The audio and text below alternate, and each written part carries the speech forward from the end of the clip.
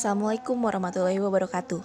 Hai teman-teman semua. Kali ini kami dari kelompok 2 ingin mempresentasikan mengenai tim medis, mata kuliah etika profesi. Apa saja sih yang ada di dalam tim medis itu? Singkat selengkapnya ya. Nah, untuk tim medis yang pertama, kali ini kita akan membahas dokter. Apa sih itu dokter? Kita nih ya, kalau misalkan lagi sakit, pasti kan apa-apa, bawa ke dokter. Untuk yang lebih lengkapnya, dokter itu adalah pihak yang mempunyai keahlian di bidang kedokteran. Pada kependudukan ini, dokter adalah orang yang dianggap pakar dalam bidang kedokteran. Atau bisa disebut juga, dokter adalah orang yang memiliki wewenang dan izin sebagaimana mestinya untuk melakukan pelayanan kesehatan, khususnya memeriksa dan mengobati penyakit yang dilakukan menurut hukum dan pelayanan kesehatan. Pedoman pelaksanaan profesi dokter. Mukadimah Qodeki menunjukkan bahwa profesi dokter sejak perintisannya telah menunjukkan sebagai profesi yang luhur dan mulia. Keluhuran dan kemuliaan ini ditunjukkan oleh sifat dasar yang harus ditunjukkan oleh setiap dokter. Yang pertama, sifat ketuhanan. Kedua, kemurnian niat. Ketiga, keluhuran budi. Keempat, kerendahan hati. Kelima, kesungguhan kerja. Keenam, integritas ilmiah dan sosial. Dalam mengamalkan profesinya, setiap dokter akan berhubungan dengan manusia yang sedang mengharapkan pertolongan dalam suatu hubungan kesepakatan. Agar dalam hubungan tersebut, keenam sifat dasar di atas dapat tetap terjaga, maka disusun Kode Etik Kedokteran Indonesia, yang merupakan kesepakatan dokter Indonesia bagi pedoman pelaksanaan profesi. Kode Etik Kedokteran Indonesia didasarkan pada asas-asas hidup bermasyarakat, yaitu Pancasila yang telah sama-sama diakui oleh bangsa Indonesia sebagai falsafah hidup bangsa. Kode Etik Dokter. Kode Etik Dokter kurang lebihnya ada 4 bagian. Yang pertama, kewajiban secara umum terdiri dari 9 pasal, dan di dalam pasal 7 terdiri dari 4 butir. Yang kedua, kewajiban dokter terhadap pasien terdiri dari 4 pasal. Yang ketiga, kewajiban dokter terhadap teman sejawat terdiri dari 2 pasal. Yang keempat, kewajiban dokter terhadap diri sendiri terdiri dari 2 pasal. Penegakan Kode Etik Dokter. Majelis Kehormatan Disiplin Kedokteran Indonesia atau yang disingkat MKDI adalah lembaga yang dimandatkan untuk didirikan oleh Undang-Undang Nomor 29 Tahun 2004 akan menjadi majelis yang menyidangkan dugaan pelanggaran disiplin profesi kedokteran. Penegakan profesi dokter. Sanksi yang diberikan berupa sanksi disiplin profesi dalam bentuk peringatan hingga ke bentuk yang lebih berat. Dalam Orta MKEK, pemberian sanksi terhadap dokter terhukum atau pelanggar etik dapat berupa penasihatan, peringatan lisan, peringatan tertulis, pembinaan perilaku, pendidikan ulang atau reschooling, hingga pemecatan keanggotaan IDI atau Ikatan Dokter Indonesia, baik secara sementara ataupun permanen. Nah, penjelasan kedua, farmasi atau apoteker. Siapa sih yang nggak tahu farmasi atau apoteker? Ya, kurang lebihnya kalau kita habis berobat ke dokter, kita nembus obat ke farmasi atau apoteker. Macam-macam profesi farmasi itu ada 2. Yang pertama apoteker, yang kedua asisten apoteker atau tenaga teknik kefarmasian. Nah, kewajiban profesi apoteker itu kurang lebihnya. Yang pertama, kewajiban apoteker terhadap pekerjaannya, kewajiban apoteker terhadap teman atau rekan sejawat, kewajiban apoteker terhadap profesi kesehatan lain, kewajiban apoteker terhadap pasien. Kewajiban apoteker terhadap teman atau rekan sejawat. Yang pertama, seorang apoteker harus memperlakukan teman sejawatnya sebagaimana ia sendiri ingin diperlakukan. Kayak kita tuh harus adil sama orang lain. Kita mau diperlakukan baik, kita juga harus baik ke orang lain. Yang kedua, sesama apoteker harus saling mengingatkan dan saling menasehati. Kalau teman salah, jangan malah disalahin, tapi dinasehatin, dikasih tahu yang benar, biar sama-sama saling memperbaiki. Yang ketiga, seorang apoteker harus mempergunakan setiap kesempatan untuk meningkatkan kerjasama yang baik sesama apoteker dalam memelihara keluruhan martabat jabatan kefarmasian, serta mempertebal rasa saling percaya di dalam menunaikan tugasnya. Kewajiban apoteker terhadap profesi kesehatan lain. Yang pertama, seorang apoteker harus memperlakukan setiap kesempatan untuk membangun dan meningkatkan hubungan profesi, saling mempercayai, menghargai, dan menghormati sejawat petugas kesehatan lain. Kurang lebihnya gini, kita sama bidang yang lain harus saling menghargai, menghormati, saling senyum, saling sapa. Kalau ada yang butuh bantuan kita bantu, jangan sungkan, jangan beranggapan kita berbeda tingkatan terus kita jadi enggan untuk membantu, nggak boleh gitu. Yang kedua, seorang apoteker hendaknya menjauhkan diri dari tindakan atau perbuatan yang dapat mengakibatkan berkurangnya atau hilangnya kepercayaan masyarakat kepada sejawat petugas kesehatan lain. Contohnya, kayak kita udah dikasih resep, taunya malah kita ubah-ubah obatnya, atau kita salah masukin obatnya, atau misalkan kita kurang ramah sama pasien-pasien, kan mereka akan beranggapan buruk, bukan cuma ke kita, tapi bisa aja ke semua petugas kesehatan lain. Kayak kita kurang ramah, terus mereka jadi, nggak mau saya ke rumah sakit itu, soalnya petugasnya kurang ramah gini-gini, kan gitu. Berdampaknya kepada yang lain, bukan cuma ke kita sendiri aja. Interaksi profesi apoteker dengan tenaga kesehatan lain. Tenaga kefarmasian juga harus mampu berkomunikasi dengan tenaga kesehatan lainnya dalam menetapkan terapi untuk mendukung penggunaan obat yang secara rasional. Dalam melakukan praktik tersebut, tenaga kefarmasian juga dituntut untuk melakukan monitoring penggunaan obat, melakukan evaluasi, serta mendokumentasikan segala aktivitas kegiatannya. Untuk melakukan semua kegiatan itu, diperlukan standar pelayanan kefarmasian. Standar pelayanan dalam kefarmasian terdapat 7. Yang pertama pelayanan resep, yang kedua pelayanan obat, ketiga konseling, keempat evaluasi penggunaan obat, kelima pelayanan residensial atau home care, yang keenam promosi dan edukasi, yang ketujuh monitoring dan efek samping penggunaan obat atau yang disingkat menjadi MESO. Prinsip profesionalisme apoteker. Yang pertama, altruisme atau altruisme, menunjukkan keprihatinan, mementingkan diri untuk kesejahteraan orang lain. Mengabdikan kepada kepentingan masyarakat, artinya setiap pelaksana profesi harus meletakkan kepentingan pribadi di bawah kepentingan masyarakat. Excellent atau keunggulan.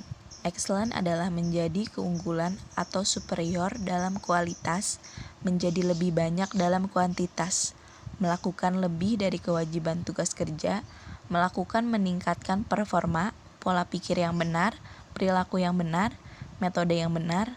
Dalam Kamus Indonesia, excellent berarti keunggulan. Yang kedua, mutu yang baik sekali. Yang ketiga, accountability atau akuntabilitas. Accountability adalah kewajiban untuk memberikan pertanggungjawaban atau menjawab dan menerangkan kinerja dan tindakan seorang atau badan, hukum atau pimpinan, suatu organisasi kepada pihak yang memiliki hak atau berkewajiban untuk meminta keterangan atau pertanggungjawaban. Duty atau kewajiban. Duty adalah penerimaan komitmen untuk melayani. Komitmen ini meliputi bersedia dan bertanggung jawab bila diperlukan, aktif dalam organisasi, profesional, dan menyumbangkan keahlian untuk kesejahteraan masyarakat. Yang kelima, respect for other, menghormati orang lain, yaitu baik rekan profesional maupun masyarakat yang berhubungan dengan profesi tersebut harus dihormati. Kehormatan dan integritas. Kehormatan adalah menjunjung standar perilaku tertinggi secara konsisten, tidak melanggar kode etik personal dan profesional. Sedangkan integritas adalah suatu elemen karakter yang mendasari timbulnya pengakuan profesional. Nah, yang ketiga, kita membahas tentang perawat. Perawat adalah profesi atau tenaga kesehatan yang jumlah dan kebutuhannya paling banyak di antara tenaga kesehatan lainnya. Sedangkan definisi perawat adalah seseorang yang telah lulus pendidikan tinggi keperawatan, baik di dalam maupun luar negeri yang diakui pemerintah sesuai dengan ketentuan peraturan perundang-undangan. Penggunaan jasa keperawatan perlu terlindungi kode etik. adanya jaminan bahwa kepentingan konsumen akan terjamin. Kode etik merupakan pedoman tertulis yang mengatur tentang norma-norma berperilaku. Produk etika penerapan dari pemikiran etis atas suatu wilayah tertentu yaitu profesi. Agar berfungsi secara sempurna, kode etik harus dibuat oleh cita-cita dan nilai yang hidup dalam kalangan profesi tersebut. Kode etik keperawatan. Kode etik adalah pernyataan standar profesional yang digunakan sebagai pedoman perilaku dan menjadi kerangka untuk pembuatan keputusan. Aturan yang berperilaku oleh seorang perawat Indonesia dalam melaksanakan tugas atau fungsi perawat adalah Kode Etik Perawat Nasional Indonesia, di mana seorang perawat selalu berpegang teguh terhadap kode etik sehingga kejadian pelanggaran etik dapat dihindarkan. Kewajiban perawat untuk senantiasa melakukan profesinya menurut ukuran tertinggi. Perawat memberikan pelayanan sesuai kemajuan iptek keperawatan yang mutakhir, dilandasi etika keperawatan, hukum, dan agama. Pelayanan yang diberikan bukan saja dipertunjukkan kepada sesama manusia, tetapi juga kepada Tuhan Yang Maha Esa. Perawat dalam memberikan pendapatnya harus dibuktikan kebenarannya. Perawat dalam memberikan pelayanan harus mendahulukan kepentingan masyarakat. Perawat dalam bekerja sama dengan teman sejawat harus memelihara saling pengertian dengan sebaik-baiknya. Perawat menggunakan ilmu dan keterampilannya untuk kepentingan klien dan bila tidak mampu, wajib merujuk kepada yang lebih mampu. Tujuan kode etik keperawatan terbagi menjadi 4. Yang pertama, untuk menjunjung tinggi martabat dan citra profesi. Yang kedua, untuk menjaga dan memelihara kesejahteraan para anggota. Yang ketiga, untuk meningkatkan pengabdian para anggota profesi. Yang keempat, untuk meningkatkan mutu, kode etik juga memuat tentang norma-norma serta anjuran agar profesi selalu berusaha untuk meningkatkan mutu profesi. Fungsi kode etik keperawatan. Kode etik profesi memberikan pedoman bagi setiap anggota profesi tentang prinsip profesionalitas yang digariskan, memberikan suatu pengetahuan kepada masyarakat agar dapat memahami pula arti pentingnya suatu profesi sehingga memungkinkan pengontrolan terhadap para pelaksana di lapangan kerja. Perawat dan profesi.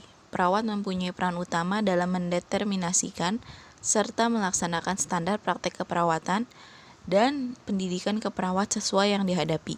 Perawat berperan aktif mengembangkan inti pengetahuan profesional. Perawat berprasangka melalui organisasi profesi, serta berpartisipasi dalam menentukan, mempertahankan kondisi sosial dan ekonomi keperawatan yang pantas. Nah, yang keempat, rekam medis. Berkas yang berisi catatan dan dokumen tentang identitas pasien, pemeriksaan, pengobatan tindakan, dan pelayanan lain kepada pasien pada sarana pelayanan lain, kepada pasien pada sarana pelayanan kesehatan. Batasan dan ruang lingkup. Yang pertama, mengumpulkan, mengintegrasikan, menganalisa data pelayanan kesehatan primer dan sekunder, menyajikan dan mendiseminasikan informasi, menata sumber informasi bagi kepentingan riset, perencanaan, monitoring, dan evaluasi pelatihan kesehatan. Yang kedua, membuat standar dan pedoman manajemen informasi kesehatan meliputi aspek legal dengan unsur keamanan, kerahasiaan, kesekuritisan, privasi serta integritas data. Manajemen operasional unit kerja MIK dibagi berdasarkan kemampuan sarana pelayanan kesehatan dalam menjalankan MIK. Bentuk pelayanan. Bentuk pelayanan terbagi di beberapa bagian. Yang pertama ada pelayanan RM berbasis kertas. Kedua, pelayanan RM manual dan registrasi komputerisasi. Yang ketiga, pelayanan MIK terbatas. Keempat, pelayanan sistem informasi terpadu. Kelima, pelayanan MIK dengan rekan kesehatan elektronik. Kompetensi perekam medis. Yang pertama, klarifikasi dan kodifikasi penyakit atau tindakan. Yang kedua, aspek hukum rekam medis dan etika profesi. Yang ketiga, manajemen rekam medis dan informasi kesehatan. Yang keempat, menjaga dan meningkatkan mutu rekam medis dan informasi kesehatan. 5. Statistik kesehatan. Yang keenam, manajemen unit kerja rekam medis. Yang ketujuh, kemitraan profesi. Aspek hukum dan etika profesi. Aspek hukum dan etika profesi terbagi menjadi 10. Yang pertama, memfasilitasi pelepasan informasi kesehatan kepada pasien maupun pihak ketiga. Kedua, menyiapkan informasi pasien kepada pihak yang berhak. Ketiga, keamanan alur permintaan informasi kesehatan pasien. Keempat, memelihara kerahasiaan informasi pasien. Kelima, mengidentifikasi risiko tinggi dalam kerahasiaan infokes. Keenam, mengevaluasi faktor risiko dalam pendokumentasikan dan kerahasiaan infokes. Ketujuh, pelaksanaan kebijakan dan prosedur akses dalam pelepasan infokes. 8. Melaksanakan kebijakan dan prosedur terkait dengan peraturan dokumentasi. 9. Mengkoordinasikan kegiatan Komite Keamanan Informasi Kesehatan. 10.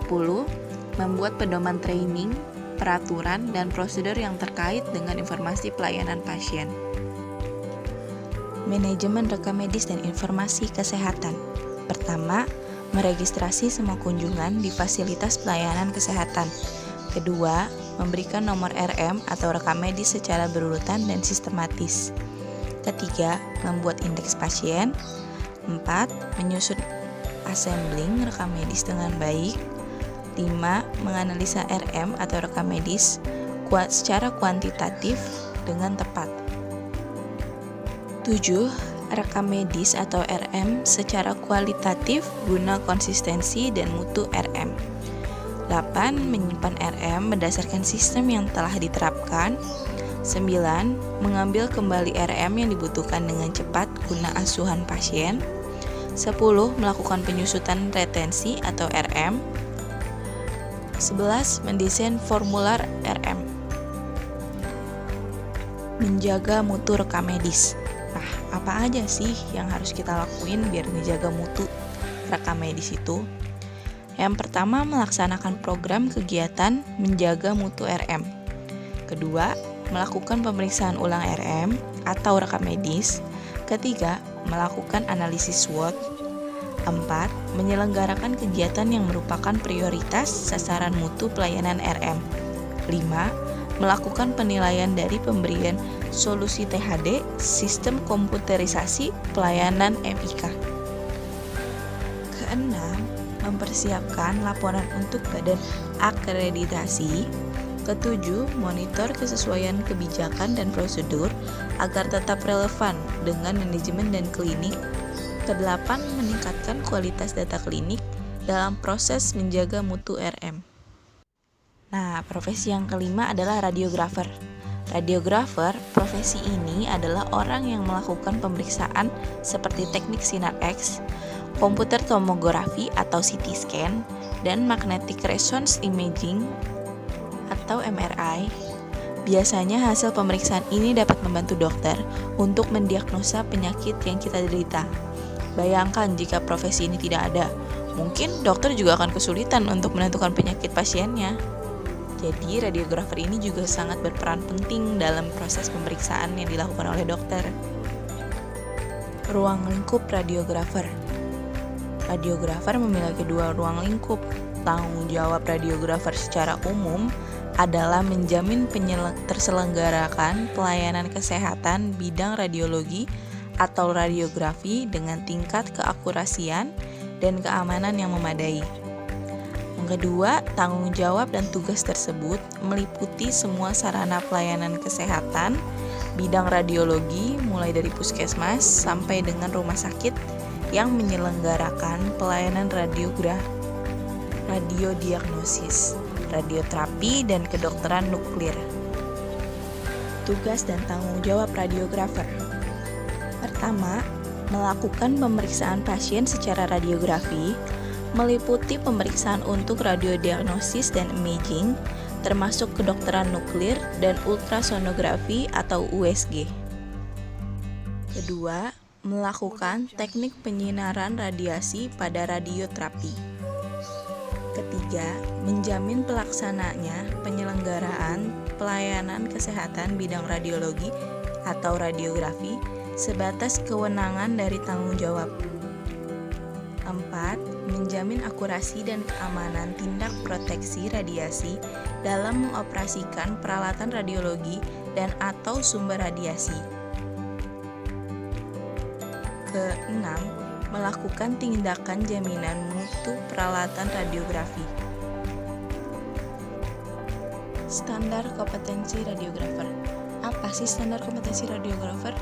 Standar kompetensi radiografer merupakan penjabaran yang utuh dan cermat, meliputi pengetahuan, keterampilan, dan sikap yang diperlukan radiografer dalam menjalankan peran dan fungsi dan kewenangannya sebagai radiografer. Manfaat radiografer. Manfaat radiografer terbagi menjadi dua. Yang pertama pada tingkat nasional, yang kedua pada tingkat pelayanan di rumah sakit. Untuk pada tingkat pelayanan nasional, yang pertama, pembentukan keterampilan yang lebih baik antara pelatihan, penilaian, dan pemberian sertifikat. Kedua, penilaian yang lebih konsisten. Ketiga, kemungkinan diakuinya pelajaran-pelajaran yang telah diterima sebelumnya. Pada tingkat pelayanan di rumah sakit, yang pertama, mengidentifikasikan yang lebih baik mengenai keterampilan yang dibutuhkan serta kompetensi di tempat kerja yang lebih akurat. Kedua, pemahaman yang lebih baik mengenai hasil pelatihan. Ketiga, penilaian hasil pelatihan yang lebih konsisten dan dapat diandalkan. Kode etik profesi dalam bidang ahli radiografi. Yang pertama, ahli radiografi harus menjaga dan menjunjung tinggi nama baik profesinya. Kedua, ahli radiografi hanya melakukan pekerjaan radiografi, imaging, dan radioterapi atas permintaan dokter dengan tidak meninggalkan prosedur yang telah digariskan. Ahli radiografi tidak dibenarkan menentukan diagnosa, radiologi, dan perencanaan dosis radioterapi. Keempat, ahli radiografi tidak dibenarkan menyuruh orang lain yang bukan ahlinya untuk melakukan pekerjaan radiografi, imaging, dan radioterapi. Kewajiban-kewajibannya terhadap pasien. Pertama, tidak membeda-bedakan pasien. Kedua, memberikan pelayanan terbaik terhadap pasien. Ketiga, menjaga kepercayaan dan rahasia tentang keadaan pasien. 4. Memanggil nama pasien dengan jelas, sopan, benar, dan bersikap ramah. Kelima, menghargai dan menghormati keinginan pasien bila tidak ingin diperiksa olehnya. Ketujuh, melakukan pemeriksaan radiologi terhadap pasien sesuai dengan ilmu yang didapat selama pembelajaran di Atro Depkes. 8. Bersikap sabar terhadap pasien yang kurang baik kepadanya. Nah, sudah cukup penjelasannya sampai situ ya. Sampai sini sudah paham? Jika ada yang belum mengerti atau yang kurang paham, nanti bisa ditanyakan. Kurang lebihnya mohon maaf. Wassalamualaikum warahmatullahi wabarakatuh. Terima kasih semuanya. Bye.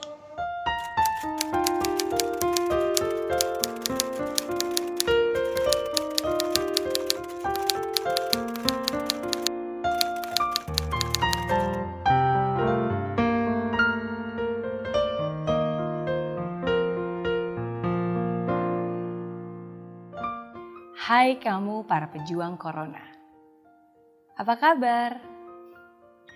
Mungkin di saat-saat ini tidak mudah untuk mengatakan bahwa kabar kamu baik. Tapi walaupun begitu, saya doakan kamu selalu dalam keadaan baik-baik saja. Mungkin saya tidak mengenal kamu secara langsung. Tapi yang saya tahu, kamu adalah pahlawan. Pahlawan yang mau berjuang dan berkorban demi kesembuhan banyak orang. Hai kamu para pejuang corona. Terima kasih ya, karena kamu sudah selalu siap siaga berada di barisan depan. Terima kasih kamu tidak kenal lelah, bekerja dengan ketulusan. Baik itu yang di puskesmas, di rumah sakit, bahkan di ruang isolasi pasien yang positif corona. Semua kamu lakukan tanpa berkeluh kesah. Siapa sangka corona menyebar dengan begitu cepat. Siapa sangka corona memakan banyak korban dan membuat cemas masyarakat. Ketika pemerintah menghimbau untuk social distancing, bekerja dari rumah, belajar dari rumah, beribadah di rumah, saya tahu kamu juga pasti ingin melakukannya. Tapi dedikasi kamulah yang membuat kamu tetap terus bekerja dan memberikan pelayanan yang prima.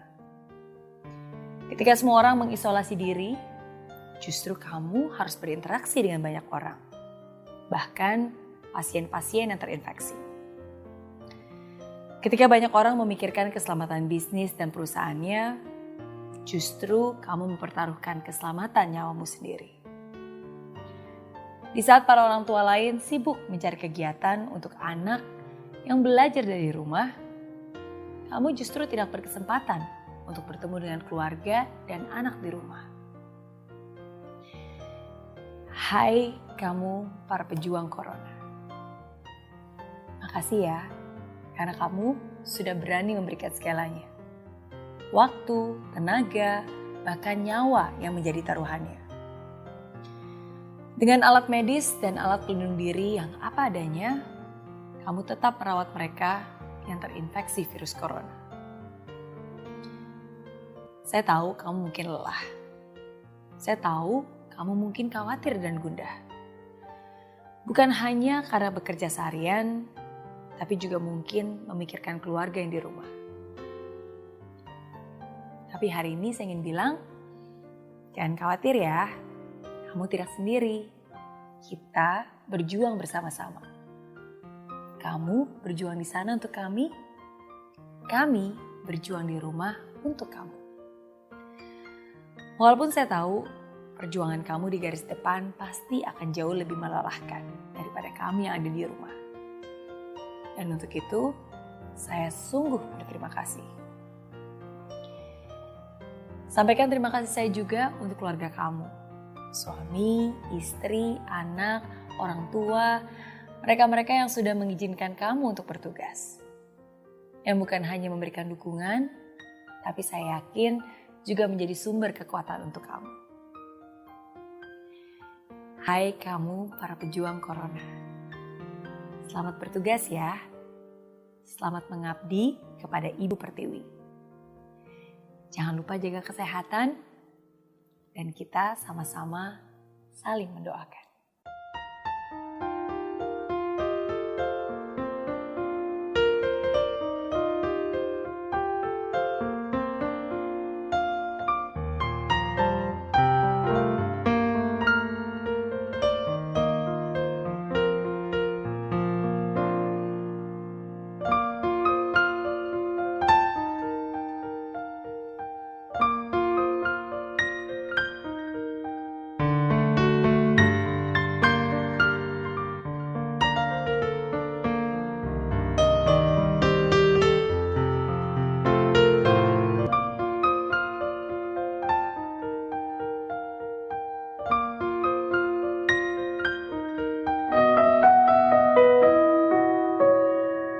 Saat semua menghilang, kau tetap setia menjaga. Kau berkorban tanpa suara demi senyum yang lain. Saat semua tertidur, kau terjaga sepanjang waktu. Lupakan lelah ragamu demi raga yang lain. Dunia telah tersenyum melihat kau bertaruh nyawa. Tak pedulikan yang kau punya demi raga yang lain. Engkau pahlawan dunia, Tuhan yang kan membalas semua jerih lelah yang tak ternilai demi raga yang lain. Mereka, beliau-beliau telah berdedikasi, berjuang sekuat tenaga dalam rangka menangani virus corona ini. Atas nama pemerintah, negara, dan rakyat, saya ingin mengucapkan terima kasih yang sebesar-besarnya atas kerja keras beliau-beliau atas perjuangan beliau-beliau dalam rangka mendedikasikan dalam penanganan COVID-19. Walau hampir tiada sudut untukmu menghela nafasmu, teriring doa untukmu, suara ini untukmu.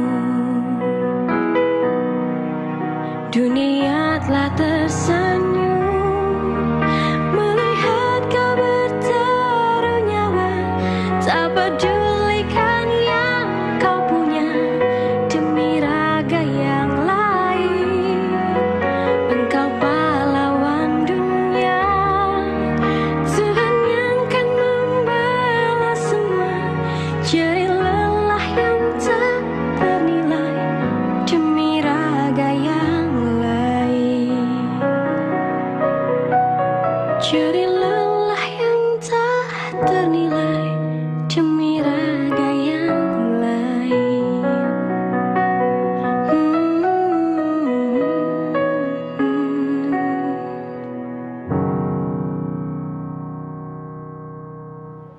Kembali bersama kami di Kabar Siang. Pemirsa, lagu Demi Raga Yang Lain milik Eka Gustiwana telah banyak beredar di kanal digital ataupun layanan perpesanan.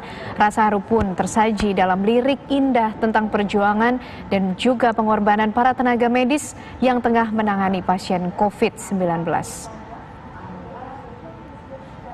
Jaga Video berdurasi 2,5 menit ini pemirsa menampilkan siluet seorang perempuan yang tengah bernyanyi di depan jendela sambil diiringi suara denting piano serta foto-foto dari para petugas medis dan staf rumah sakit. Lagu milik Eka Gustiwana dan Yesel Trivena ini tersaji di saluran YouTube dan akun media sosial Instagram @ekagustiwana. Lagu Eka ini sebenarnya media ajakan bagi masyarakat untuk berdonasi via situs urun dana sebagai wujud dukungan kepada tenaga medis. demi raga yang lain, engkau pahlawan dunia, Tuhan yang kan membalas semua jerih lelah yang tak ternilai demi raga yang lain. Viralnya lagu berjudul Demi Raga Yang Lain milik Eka Gustiwana dan Yesiel Trivena merupakan apresiasi tertinggi bagi para tenaga medis yang tengah berjuang merawat pasien COVID-19. Kita akan berbincang langsung dengan Eka Gustiwana dan juga sang istri Yesiel Trivena mengenai lagu yang tentunya sangat menyentuh hati ini, pemirsa. Selamat siang Mas Eka, Mbak El. Hai, selamat siang, Mbak Ken. Selamat siang, apa kabar? Ini mungkin Mas Eka, Mbak El bisa diceritakan bersama kami di sini tentunya di depan pemirsa TV One juga yang ingin tahu sebenarnya cerita di balik pembuatan lagu Demi Raga Yang Lain ini seperti apa sih?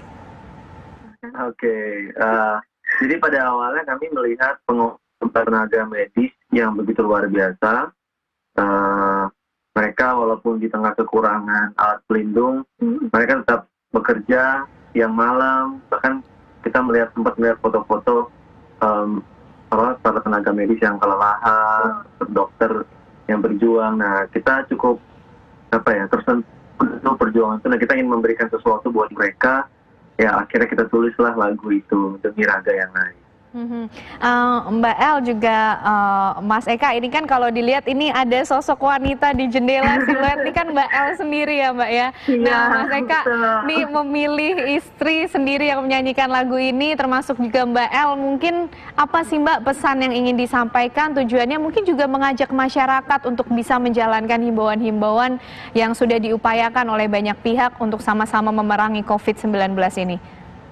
Betul, saya yang bernyanyi sendiri pun sebenarnya ngerasain sedihnya gitu loh. Jadi pas waktu saya nyanyi juga saya ngerasain, oh ya ampun kok hatinya kok sedih banget gitu. Saya ngerasa perjuangan para tenaga medis bukan cuma para tenaga medis sendiri yang memang merasakan kerja keras ya, kita juga pun di rumah juga sebenarnya kita ngerasain hawa-hawa itu gitu loh. Bagaimana kita juga support lewat lagu itu Mbak. Dan kenapa kita syuting di rumah? kita nggak boleh keluar rumah. Benar. Kita dalam kondisi harus di rumah aja. Jadi kita juga ingin tunjukin ke teman-teman bahwa ya ini kita berdua juga di rumah dalam mengerjakan. Betul, juga kita pakai alatnya seadanya, bahkan syuting juga kita cuma pakai handphone doang ya. Ya, lah, ya udah gitu aja. Oke, Mbak, ini Mbak Eka, Mbak El dan juga Mas Eka, sorry, ini kan ada gambar cuplikan-cuplikan kalau saya juga lihat di YouTube, ada profesi-profesi lain ya, ternyata selain tenaga medis yang juga mungkin ini lagunya didedikasikan untuk mereka sebagai wujud apresiasi. Nah, kalau dari Mas Eka dan juga Mbak El melihat ini tuh seperti apa sih Mbak ketika masih ada masyarakat yang harus tetap berjuang di luar sana dengan begitu banyak jenis profesi? Ya, justru kami apresiasi tinggi buat mereka yang masih harus bekerja di kondisi seperti ini. Betul. Tidak hanya dokter dan perawat, tetapi juga satpam, barangkali ojek online, cleaning service di rumah sakit. Banyak pihak yang buat kami sebut sebagai pahlawan. Maka di lirik yang kami buat itu kami sebut pahlawan, walaupun kau tidak berperang menggunakan senjata, tapi menyelamatkan nyawa banyak orang dengan bekerja di rumah sakit. Lagu ini kan sudah ramai di kanal YouTube dan juga di berbagai media sosial, menjadi viral akhir-akhir ini, banyak juga didengarkan oleh banyak orang. Ada pesan tidak sih Mas Eka, Mbak El yang sudah masuk ke Mas Eka sendiri atau mungkin Mbak El sebagai respon dari lagu ini? Oke, respon dari orang-orang seperti itu ya Mbak? Ya. Responnya. Kebetulan kita mengucap syukur sih positif semua ya kayak responnya ya. Iya, benar-benar. Sampai saat ini sih semua teman-temannya tujuan kita tersampaikan. Benar. Jadi banyak yang donasi, kemudian ada rumah sakit dan perawat yang menghubungi kita mengucapkan terima kasih karena itu cukup meringankan beban mereka yang cukup stres di kondisi seperti ini. Dan jadi karena kita berdua tidak paham medis dan tidak bisa membantu turun tangan, jadi yang bisa kita lakukan ya seperti itu, menggalang dana, bikin lagu. Dan kita juga berharap lewat lagu ini bisa mengungkapkan isi hati kita untuk para tenaga medis sendiri. Iya. Gitu. Oke. Mas Eka, Mbak El mungkin bisa dinyanyikan sedikit nih untuk pemirsa TV One lagu Demi Raga yang lain ini supaya sama-sama memberikan spirit dan harapan yang baik untuk kita semua. Oke. Ayo kita bareng-bareng aja kali ya. Ya. Dunia telah tersenyum melihat kebesaran nyawa, tak peduli kaya tak punya demi raga yang lain. Mas Eka, Mbak El, saya sampai merinding mendengarkannya juga. Mudah-mudahan lagu ini nanti ada inspirasi nggak nih Mas Eka atau Mbak El, ada rencana untuk membuat lagu untuk teman-teman profesi lainnya yang masih harus berjuang seperti kami teman-teman jurnalis misalnya Mas Eka dan Mbak El? Oh iya. Bisa. Kami dukung doa teman-teman termasuk jurnalis, siapapun yang bekerja di kondisi seperti ini, kami support doa, dan lagu ini juga diperuntukkan untuk teman-teman semua yang bekerja di tengah kondisi seperti ini. Baik, terima kasih banyak Mas Eka Gustiwana, Mbak Yesel Trivena sudah mau berbincang, sudah mau berbagi rasa, berbagi cerita di balik pembuatan lagu Demi Raga yang lain. Mudah-mudahan bisa terus berkarya untuk sama-sama memberikan semangat bagi banyak orang di sana. Terima kasih, selamat siang. Mbak, sehat selalu.